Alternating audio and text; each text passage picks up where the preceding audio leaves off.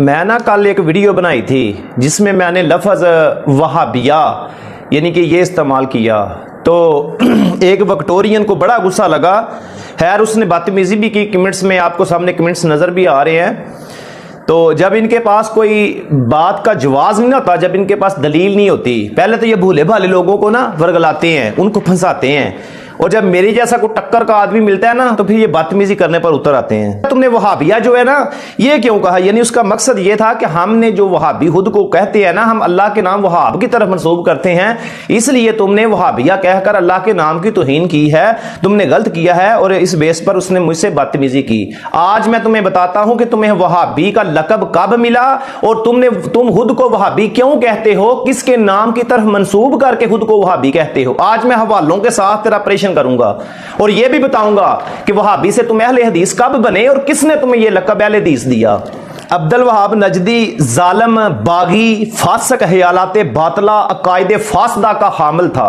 اب مجھ پر فتویٰ نہ لگا دینا، یہ میں نہیں، یہ شیخ الاسلام آپ کا ہی ہے، یہ علامہ حسین مدنی، اس نے ارشحاب ثاقب صفحہ نمبر 222 پر لکھا ہے۔ آگے چلو میں بتاؤں پھر تمہیں۔ آج آپ کا ایک ترجمان وہابیہ کتاب میں نواب صدیق حسنہ بھوپالی صفحہ نمبر 85 پر لکھتا ہے وہابی نیا فرقہ ہے، لفظ وہابی محمد بن عبد الوہاب نجدی کے وقت سے نکلا ہے، اسلام کی کتابوں میں اس کا کوئی ذکر نہیں ملتا۔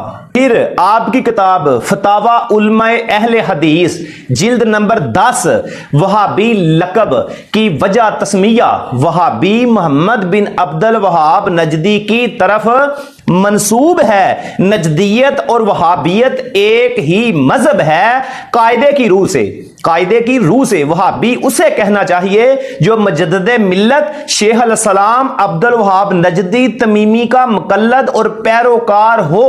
یہ آپ کی کتاب ہے فتاوی علماء اہل حدیث جلد نمبر 10۔ آگے چلیں جی، فتاوی ثنائیہ جلد نمبر 1 صفحہ نمبر 414، ثناءاللہ عمر تسری آپ کا بڑا عالم وہابی کہتا ہے محمد بن عبد الوہاب نجدی کے اتباع اور فوجیوں کو وہابی کہتے ہیں۔ آگے آپ کا فتاوی رشیدیہ صفحہ نمبر 292، گنگوہی صاحب، کسی نے پوچھا کہ نجدی کیسا آدمی ہے، گنگوہی صاحب کہنے لگے عبد الوہاب کو لوگ وہابی کہتے ہیں، وہ اچھا آدمی تھا، سنا تھا کہ مذہب حنبلی رکھتا تھا، عمل بالحدیث شرک و بدعت سے روکتا تھا، مگر تشدد کے مزاج میں تھا۔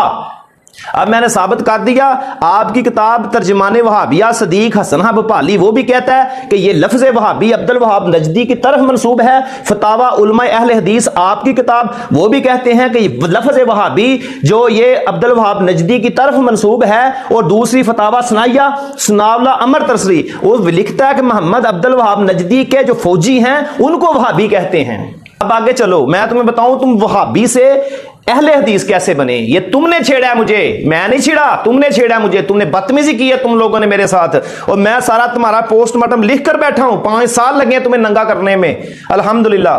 آگے چلو، اب میں نے ثابت کر دیا کہ وہابی تم اللہ کے نام وہاب کی طرف منسوب نہیں ہو، اور اگر تم اپنے دعوے میں سچے ہو، اگر تمہاری ماں ہے نیک، تمہارا باپ ہے ایک، تو مجھے کسی اپنی کسی ایک کتاب کا حوالہ دکھاؤ جس میں یہ لکھا ہو کہ ہم اپنا جو وہابی لقب ہے اس کو اللہ کے نام وہاب سے منسوب کرتے ہیں۔ جب تم عبد الوہاب نجدی کے نام سے آپ خود کو وہابی کہتے ہو، پھر میں وہابیہ کہوں، وہابی کہوں، جو بھی کہوں، تمہیں تکلیف کیوں ہوتی ہے؟ آؤ اب میں تمہیں بتاؤں کہ تم وہابی سے اہل حدیث کیسے بنے۔